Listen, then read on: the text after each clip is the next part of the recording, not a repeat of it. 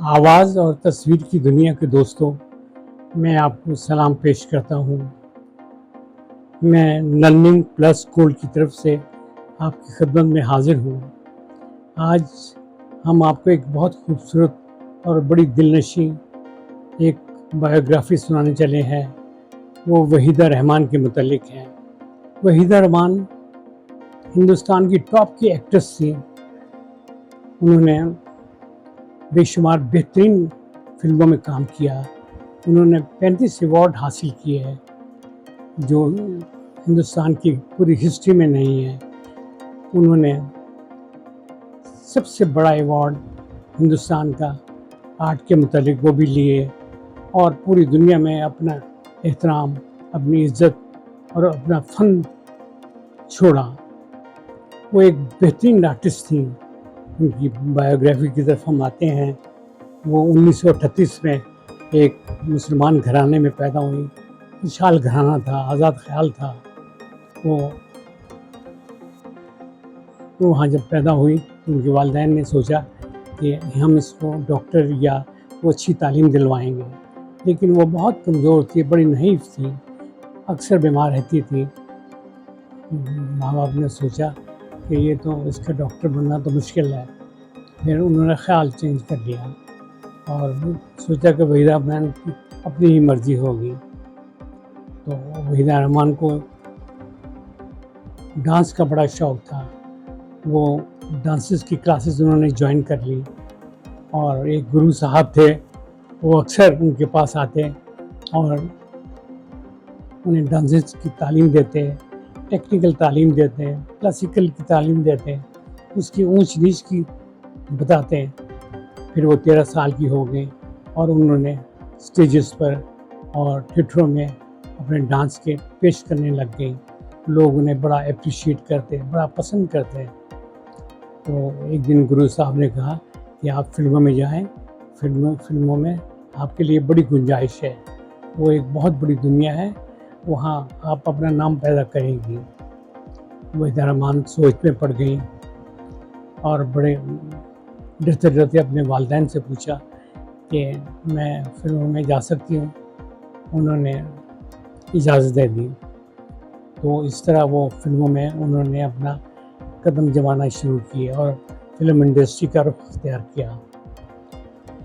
उन्होंने जो पहली फ़िल्म बनाई वो थी CID, वो गुरुदत्त साहब के साथ थी। बड़ी अच्छी फ़िल्म थी, बड़ी कामयाब हुई। फिर उन्होंने जो दूसरी फ़िल्म बनाई वो प्यासा थी, वो भी बड़ी कामयाब हुई। फिर उन्होंने पै दर पै फ़िल्में बनाती रहीं, बड़ी कामयाबियाँ हासिल करती रहीं। उन्होंने कागज़ के फूल बनाए, उन्होंने साहब बीबी और ग़ुलाम बनाया, वो बनाई। उन्होंने प्रेम पुजारी बनाई, बरसात की रात बनाई, गाइड बनाई जो देवानंद के साथ थी। देवानंद के साथ जो उन्होंने काम किया, कमाल का किया।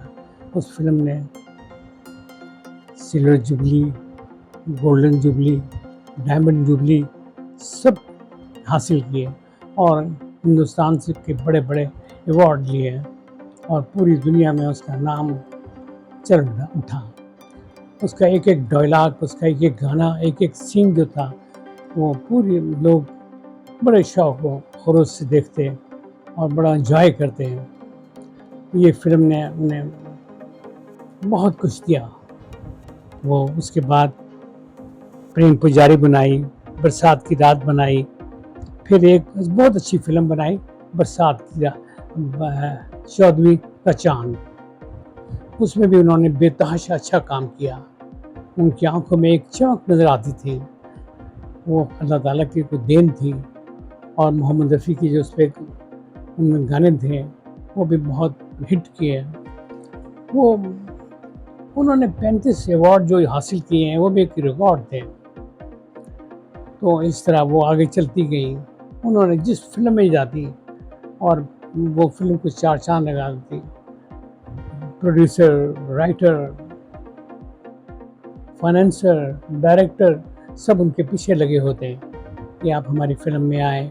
वो खुद अपना रोल सेलेक्ट करती, अपना ड्रेस सेलेक्ट करती, अपने हर चीज़ को वो खुद मैनेज करती हैं और बताती हैं कि मैंने इस तरह काम करना है।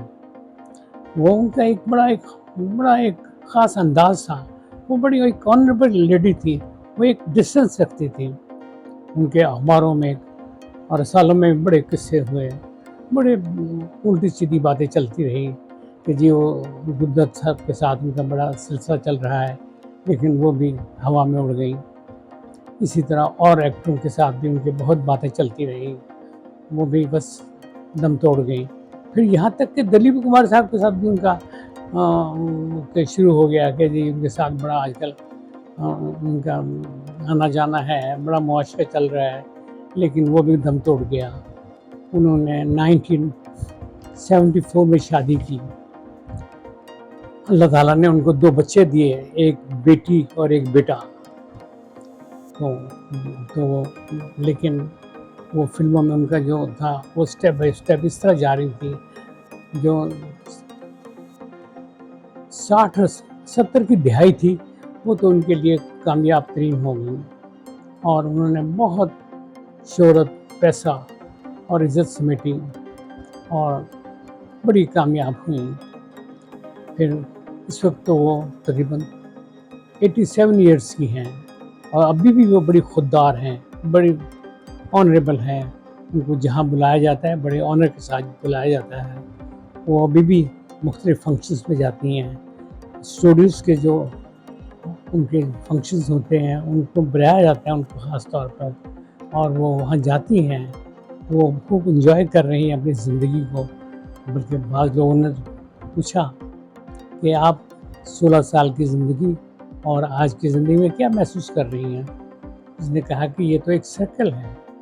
हर बंदे ने एक उम्र से जाना है और इस उम्र में पहुंचना है।